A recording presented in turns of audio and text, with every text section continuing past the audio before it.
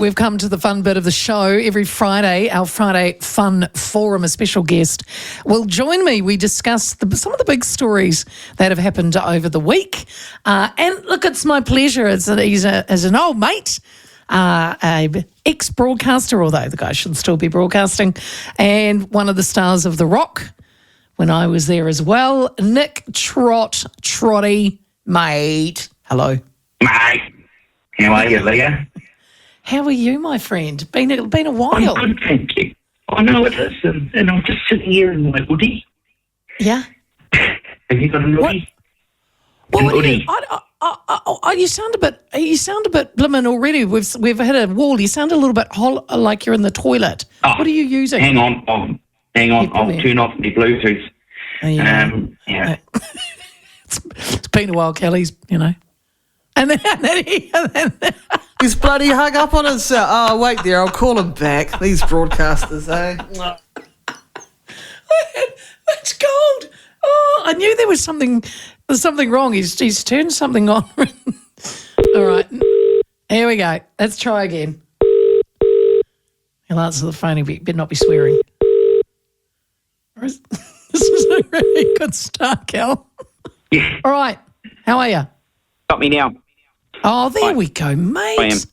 There we go. Mate, talk about boomers and technology, eh? Boy, you used to be quite good at this stuff. Better. No, that sounds great. Hey, we've already had a text. Who's Frosty? Did you? He said, Frosty. He is a car dealer in Mount Maunganui. I deal with. Good, because he said it'd be great to hear Nick again back on the airwaves. They were the best times when you guys were there. And for Nick, I was thinking about this last night actually, because I was like, got to get these questions to Nick, and I was thinking of some of the funniest billboards that you were well known for. You and Rog, who's still there because they'll bury him there. And I think the best one was probably, well, there was two. The one about the sheep. Describe the sheep one.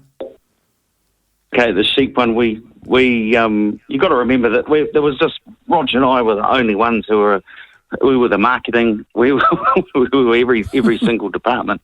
So we needed some poster ideas. So we shot out to Ruakura where they had where they had some sheep out there and jumped in the paddock with our pants down, and they took a photo of us from behind.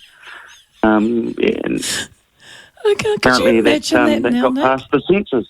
I know, could you imagine? Oh, my gosh. And the other one was the Dominatrix. Remember that one? That was a good little TV ad, that one, actually.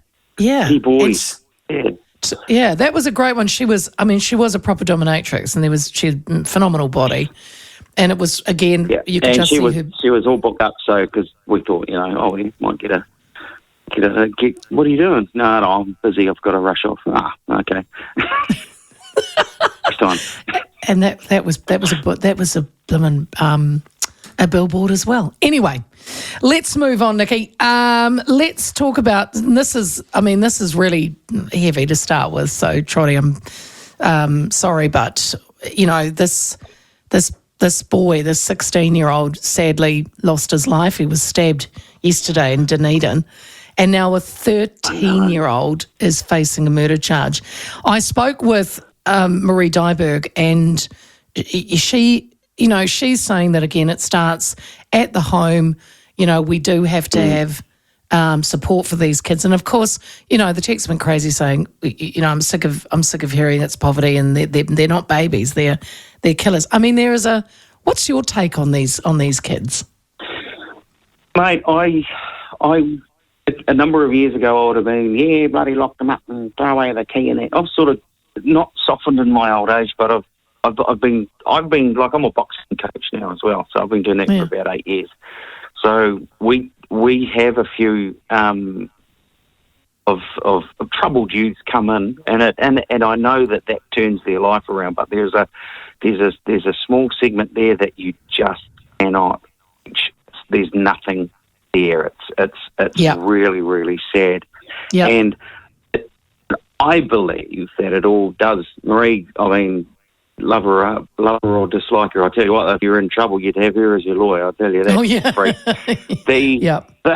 she's on the money there. The home life, or the non-existent home life of some of these kids just has to be the contributing factor. Just putting the old liberal hat on and saying, these kids just need a hug. Sometimes it's just they wouldn't know what a hug is. Yeah. No, look, I said that, some kids, sadly, they just haven't got a fighting chance, when from the moment they were born, or they've had to almost, bring them, scrap their way to even 10.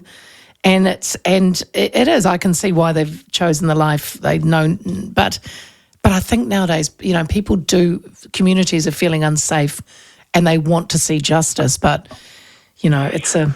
What about the other thing? That bus hub's pretty notorious for being in a volatile area, and the streets apparently one of the worst streets in Dunedin. Oh, it's across the road from the police station. Yes. How does that happen? If instead of a police station, if it was a fire station and someone set a rubbish bin on fire, do you think that the fireman would just ignore that? Yeah, I know. Let it burn? I don't know. Similar attacks, though, reported at, when was it, Henderson and at the Albany export hubs in Auckland as well. Pretty much the same thing. We've got the person who was fatally stabbed at the Albany bus station, a 16-year-old charged with murder over that attack. Question, though, why are these children carrying knives around? Why? Aha! Glad you brought that up, Nick, because I was like, really.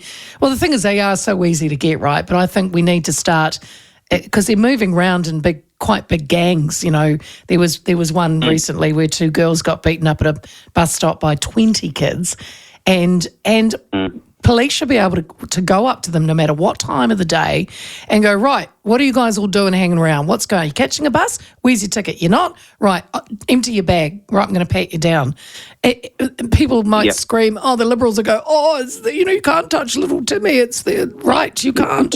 But you know what? Maybe we need to start doing that, scaring the kids so that if they see a police, they'll go, oh my God, they're gonna roll us. They're going to open our bags and stuff. This is maybe what we need to start doing as well. Yeah, there's no consequence. That's the thing. There's nothing to be. There's nothing to be afraid of. Remember that? No. I heard you talking about the cops earlier. The good old days where if you were doing something like even doing burnouts down at the school on the grass, may or may not have happened in my life. And the cops would come down and they'd give you a boot up the backside, and then they'd phone your old man and tell him you get home, he'd boot your backside too. Exactly. All right, Trotty, let's go to something a little bit lighter. Research from AA Insurance revealed more and more people are taking pride in their garage. Ours basically does just house the cars, and it's also our laundry. But I can imagine, Nick Trott, what you got going on behind your roller door? Well, I used to have 2 homebrew units fermenting year-round. There we go. Then I stopped drinking, so I had to get rid of them.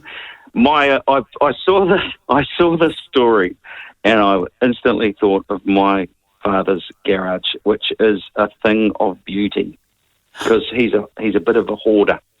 Oh. And rather than being all a mess, it's all in its place. It's like organised chaos. Oh. So, and to annoy him, my mum goes in there and moves stuff around to annoy him, and they live at Waihi Beach, so you can imagine anything that gets washed up looks as if it could be useful goes into the garage. Old boys. It's a fishing line, half a net. Half a net. A plastic bin with a big hole in it. Oh no! It's not useful. It's useless. Oh, but Dad. He's got this thinking that someone someday might need it. Yeah. And the day he throws it out, someone will come and say, "Yeah, Dunk, have you got that old plastic bin with a hole in the back?" Can he fit a car in it, Trotty, or is it just? It was for his boat, and the boat just slips outside. Okay.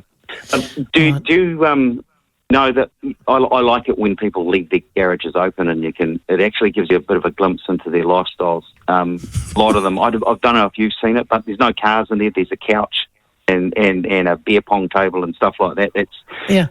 That's basically the young people where they can go and vape. Oh yeah. You've got the traditional food with the strong odours. the households that cook in the garage only. Yes. Quite nice to go past it at dinner time and Yep. have a smoke. We used to have next door. Yep.